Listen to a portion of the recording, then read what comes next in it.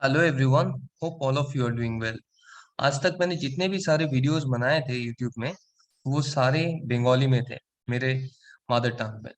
मेरे पास बहुत सारे रिक्वेस्ट आ रहे थे कि आप वीडियोस सबके लिए बनाइए। तो उस हिसाब से मैंने डिसाइड किया कि हिंदी लैंग्वेज में मैं वीडियो बनाना अपलोड करना स्टार्ट करूंगा। तो बेसिकली मैं बोल लेता हूँ कि मैं एक price action and techno funda trader हूँ। मैं विदाउट फंडामेंटल एनालिसिस कोई भी स्टॉक में अप्रोच नहीं करता हूँ। तो मेरे चैनल में आपको बेसिकली स्ट्रॉन्ग स्टॉक जहाँ पे कुछ ना कुछ फंडामेंटल इम्प्रूवमेंट हो रहा है उसी बेसिस में मैं डिस्कशन डिस्कशन करूंगा। और आप लोगों को जितने भी सेक्टर स्पेसिफिक अगर कुछ सेक्टर के बारे में मुझे इन डेप्थ एनालिसिस करना है, तो वीकली बेसिस में या मंथली बेसिस में जैसे भी मुझे समझ में आ जाए, स्टडी कंप्लीट हो जाए, मैं आप लोगों के साथ शेयर कर दूंगा। तो मैं बिलीव करता हूँ कि एक टाइम फ्रेम जो भी होता है कोई भी चीज में, कोई रिलेशन में हो या आपका इकोनॉमी हो, किसी भी चीज को आप अगर परसेप्शन या उस कैसा चल रहा है, उसका परफॉर्मेंस कैसा है, वो देखने के लिए हर टाइम लॉन्गर टाइम फ्रेम लेना चाहिए। वो है चार्ट में मंथली टाइम फ्रेम। तो मंथली टाइम फ्रेम में आपको पता चल जाता है कि एग्जैक्टली वो स्टॉक में, वो इंडेक्स में परफॉर्म कैसा हो रहा है और आगे जाके कैसा कर सकता है। तो वो विदाउट मंथली चार्ट आपको समझ में नहीं आएगा। जितना बड़ा टाइम फ्रेम, तो आपका व्यू उतना क्लियर हो जाएगा कि नहीं, ये तो आपका ऐसा हो सकता है कि ये साइडवेज जा रहा है, तो इतना अपसाइड जाने के बाद अभी हो सकता है कि थोड़ा और दिन के लिए पॉज आ जाए या थोड़ा नीचे आ जाए, उसके बाद फिर से आप ट्रेंड का जर्नी स्टार्ट करें। तो एक मंथली टाइम फ्रेम आपको एक लंबा टाइम, मतलब आपको अगर कोई देख रहा है लास्ट 10 साल से, he will know better than me if I know you from last 5 और 6 मंथ और 1 और 2 डेज। तो वैसे ही छोटा जो टाइम फ्रेम होता है, तो छोटा टाइम फ्रेम सिर्फ फ्लक्चुएशन होता है। आप एक दिन में बुलिश हो जाते हो, नेक्स्ट दिन में बेरिश हो जाते हो। तो आपको वहां पे बहुत प्रोफेशनल होना होता है। उसमें आप ओवरऑल इकोनॉमी को इग्नोर कर रहे हो। जैसे आप मार्केट में जाते हो कोई भी वेजिटेबल खरीदने के लिए, वो 100 का चीज आपको कभी 200 में नहीं मिलता है नेक्स्ट डे जाने से। या तो वो 90 में मिलता है, नहीं तो 110 में मिलता है। That depends on you, what day you have bought. आप 110 में खरीद के नेक्स्ट डे अगर आपको लगे कि 90 में मिल रहा है, तो आप 20 रुपया वो ज्यादा पे करके परचेज किया है, because you are going on daily basis. But आप अगर मार्केट में एक सीजनल कोई भी चीज कि इस टाइम में जो पेरिशेबल नहीं है, ऐसा चीज अगर खरीदते हो, उसका बिजनेस कर रहे हो, वो अगर लो प्राइस में बाई करते हो और हाई प्राइस में सेल करते हो, तो that you will not get on a daily basis. उसके लिए आपको, अगर जो गोल्ड 2010 में खरीदा है 8,000 में, 10,000 में, तो उनके पास अभी 50,000 तक वो सेल कर सकते हैं। अगर वो डेली खरीदते बेचते, तो उनको शायद इतना नहीं मिलता, 100-200 रुपया, 1,000 रुपया एक दिन में मिल जाते। तो सेम चीज मार्केट को भी हम लोगों को अप्रोच करना चाहिए, जितना कम टाइम हम लोग दे सकते हैं। तो विदाउट वेस्टिंग एनी टाइम, मतलब मैं चाहूंगा कि बड़े टाइम फ्रेम सब देखें, और बड़े टाइम फ्रेम में सब जाके किसी भी स्टॉक मैक्रो इकोनॉमी को समझने के बाद उसके बाद ट्रेड करें। तो यहाँ पे जो निफ्टी है, निफ्टी एक साइडवेज मोमेंटम दिखा रहा है। तो इसको अगर किसी को ट्रेड करना है, सिंपली डिमांड एंड सप्लाई के ऊपर बेस करके डेली चार्ट में आ जाना चाहिए, और वहां पे इन लोगों को एक demand and supply zone draw कर लेना चाहिए। तो यहाँ पे डिमांड एंड सप्लाई जोन जो होता है वो रेजिस्टेंस, मतलब जहाँ पे जाके प्राइस नीचे की तरफ अप्रोच करता है कि नहीं, उसमें बाइंग इंटरेस्ट नहीं रहता है, तो वो है सप्लाई जोन। तो इमीडिएट सप्लाई जोन इधर है, और एक सप्लाई जोन आपका ये जगह पे है। ये फुल जो 18,000 जो जोन है, तो 18,300 ये जोन पूरा सप्लाई जोन है। जैसे जैसे ऊपर जाता है नीचे आ जाते हैं। तो यहाँ पे एक सपोर्ट भी था 17,700 800, वो तोड़ के नीचे आ गया है। तो यहाँ पे काफी एक बड़ा रेजिस्टेंस फेस करेगा 17,600 to 800। तो और नीचे जो भी हम लोगों को अप्रोच करना चाहिए डिमांड जोन में, तो ये लेवल है। ये लेवल है जो जहाँ पे हम लोग को देखना चाहिए, ये 17,000। और यहाँ पे भी अगर हम लोग देखेंगे और छोटा टाइम फ्रेम में अगर जाएंगे कि आवरली टाइम फ्रेम में अगर जाएंगे तो हम लोग को दिखेगा कि 17,000 जोन भी एक बहुत इंपॉर्टेंट जोन है, जहां से बार बार मार्केट ऊपर जा रहा है। तो यहाँ पे भी देखिए कि एक बहुत अच्छा सपोर्ट है। तो ये जो जोन है 17,200, ये एक 17,000, एक 17,200, इसके आसपास है। तो हम लोग को अभी जो देखना है कि 17,200 तक जो भी ओपनिंग रेंज ब्रेकआउट होगा, अपर साइड या लोअर साइड, उस हिसाब से हम लोग को ट्रेड लेना चाहिए। नीचे आएगा तो 17,200, ऊपर जाएगा तो जो जितना इतना स्पेस तो नहीं है, बहुत सारे इसको मतलब फेस करना होगा। Then will have to go through this open interest data as well. और यहाँ पे भी देखिए बहुत सारे रेजिस्टेंस है 17,400 500 जोन में। तो ये सारे इमीडिएट जो भी 1 आवरली चार्ट में दिख रहा है कि ये सप्लाई जोन है, तो वहां पे वैसे अप्रोच कर सकते हैं कि 17,200 और नीचे 17,000। ये क्या निफ्टी का एनालिसिस। को निफ्टी को कैसे देखना चाहिए, बैंक निफ्टी में अगर आएंगे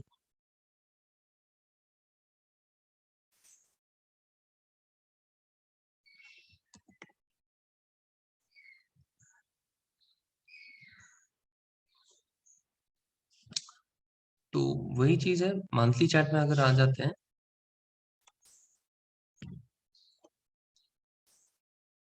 लेट मी क्लियर या कि एक आप ट्रेंड में है। जो निफ्टी में हम लोग को दिख रहा था कि निफ्टी में थोड़ा डोजी फॉर्म हुआ है आप ट्रेंड में जाके। यहाँ पे डोजी से ज्यादा, उतना ज्यादा डोजी तो फॉर्म नहीं हुआ है, थोड़ा फ्लक्चुएशन है। तो जो बैंक निफ्टी में हमेशा रहता है, तो मंथली चार्ट में अभी भी एक मतलब नीचे से ऊपर जाके एक साइडवेज मोमेंटम में। तो इसमें हो सकता है कि आपका नीचे से बाइंग आ जाए। हाँ, तो डेली चार्ट में अगर हम लोग इसको अप्रोच करेंगे तो इसका डिमांड एंड सप्लाई जोन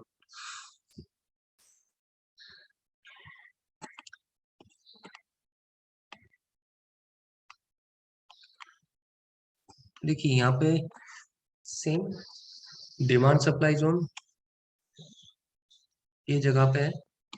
यहाँ से बार बार क्या होता है, कोशिश तो कर रहा है कि ऊपर जाने के लिए नेक्स्ट जोन में, तो नेक्स्ट जोन में क्लोजिंग नहीं दे पा रहा है। नेक्स्ट जोन जो भी है ऊपर जाने के लिए, तो सिंपली स्टॉक ने क्या एक डबल जो टॉप है, ट्रिपल टॉप एक्चुअली, ये बना के वो नीचे धीरे धीरे पहले कोशिश किया, नीचे आ गया, फिर से कोशिश किया, नीचे आ गया, फिर से again it is coming down. तो हम लोग को इसको देखना चाहिए कि ये कहाँ तक फिर से आ सकता है। फर्स्ट तो इधर आ सकता है,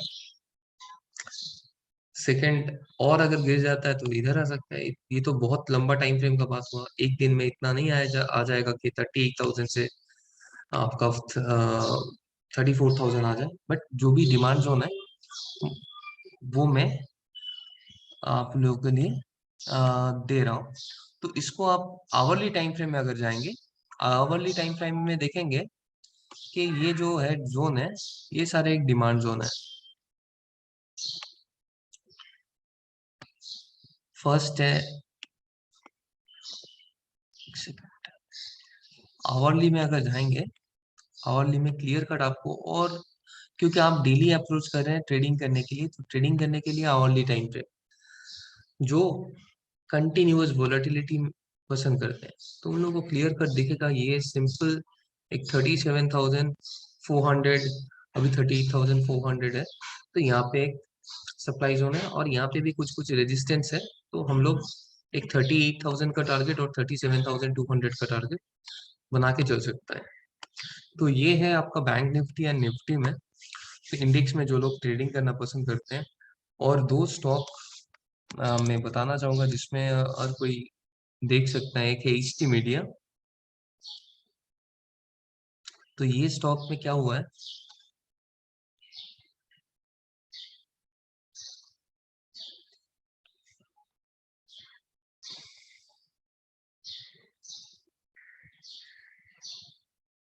मंथली, हाँ। तो क्या होता है, कोई भी स्टॉक को आप अगर fundamental and technical in both aspect में आप अगर देखो, ये मीडिया सेक्टर का स्टॉक है। अच्छा खासा वॉल्यूम एक्यूमुलेट हुआ है। तो लोअर लेवल में एक्यूमुलेशन तो पॉसिबल है, क्योंकि जो वॉल्यूम आपका 94 में अगर किसी को 100 पीस शेयर खरीदना है तो 9,400 रुपया देना है। तो अभी अगर कोई किसी को 20 रुपया में खरीदना है तो वही 9,400 रुपया में उसको, या 10,000 रुपया में उसको 400-500 शेयर मिल जाएगा। तो वॉल्यूम तो इधर ज्यादा दिखेगा, वो ज्यादा इंपॉर्टेंट नहीं है। तो कंसिस्टेंटली इन वॉल्यूम कि 22-20 रुपया में कितना वॉल्यूम से एक्यूमुलेशन हो रहा है। तो ये हो सकता है क्योंकि सस्ते में मिल रहा है तो बहुत खरीद लेते हैं। तो वो कचरा है या क्या है वो भी देख लेना चाहिए किसी को, फंडामेंटल देख के। तो ये स्टॉक में क्यों है, कंटिन्यूअस वॉल्यूम हुआ, वॉल्यूम हो रहा था नीचे नीचे के प्राइस में, अभी ऊपर के प्राइस में भी सेम वॉल्यूम से एक्यूमुलेशन हो रहा है। तो ये दिखाता है कि प्राइस ऊपर जा रहा है फिर भी वॉल्यूम इंटरेस्ट इंक्रीज हो रहा है। तो इस तरह का स्टॉक में आपको अगर मंथली चार्ट में ब्रेकआउट दिखे कि जहाँ पे प्राइस भी इंक्रीज हो रहा है, वॉल्यूम भी इंक्रीज हो रहा है, वहां पे आप अप्रोच कर सकते हैं। तो और यहाँ पे हम लोग टारगेट लेके चल सकते हैं 45 का, और उसके बाद टारगेट है 95 का। और इसमें अगर हम लोग देखेंगे कि इसका फाइनेंशियल परफॉर्मेंस में आपको एच टी मीडिया में क्या हुआ है, ये एक मीडिया सेक्टर का कंपनी है। तो ड्यू टू कोविड नो, तो इसमें क्या हुआ था, इन लोगों का रेवेन्यू जनरेशन जो आता है मैक्सिमम एड से आता है, तो एड रेवेन्यू डिप हो गया था। डिप होने से इन लोगों का परफॉर्मेंस भी खराब हो गया था। जहाँ पे 2-2 हजार का सेल हो रहा था, वहां से सडनली 1,100 करोड़ का सेल में आ गया है। तो 2021 तक अभी क्या हुआ है, आज अभी तक 1,400 में पहुंच गया है। तो मतलब क्या हो सकता है कि अभी 1,400 में पहुंच गया है, तो अभी क्वार्टरली परफॉर्मेंस देख लेते हैं कि इस क्वार्टर में कितना किया है, 400 करोड़ किया है। तो अगर दिसंबर तक 1,400 किया है और अगर मार्च तक 400 या 500 कर देगा, तो 1,800 1,900 तक पहुंच जाएगा, तो रिक्लेम कर लेगा पहले जो वो लोग उन लोगों का सेल्स था। प्लस इन लोगों का जो प्रॉफिट डिप्स में चला गया था 119 करोड़ में, वो फिर से वो लोग वापस लेके आ रहे हैं, 25 करोड़ का प्रॉफिट में आ गया। तो वैसे वो इतना अच्छा कंपनी फंडामेंटली तो नहीं है, बट डेफिनेटली इसमें एड रेवेन्यू जनरेट होगा, उससे कोई भी ट्रेड कर सकता है। सेकेंड स्टॉक है,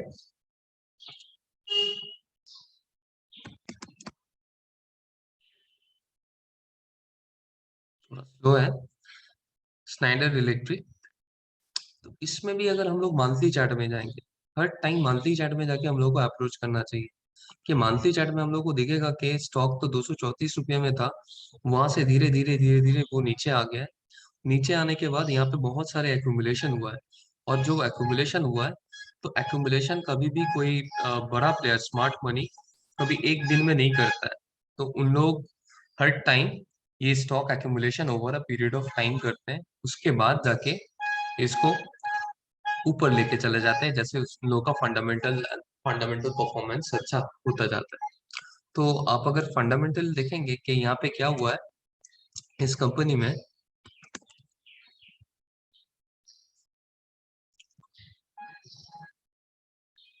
टोटली परफॉर्मेंस पे आते हैं।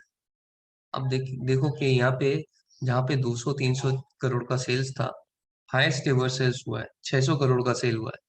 ऑपरेटिंग प्रॉफिट मार्जिन देखो 11% का प्रॉफिट मार्जिन हुआ है।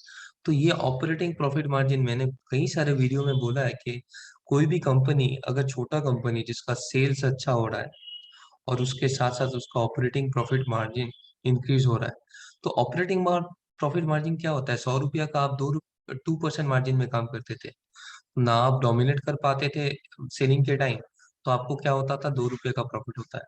अभी 100 रुपया ही सेल कर रहे हैं सोचिए, बट आपका 10% मार्जिन हो गया, तो प्रॉफिट कितना हो गया, 10 रुपया हो गया।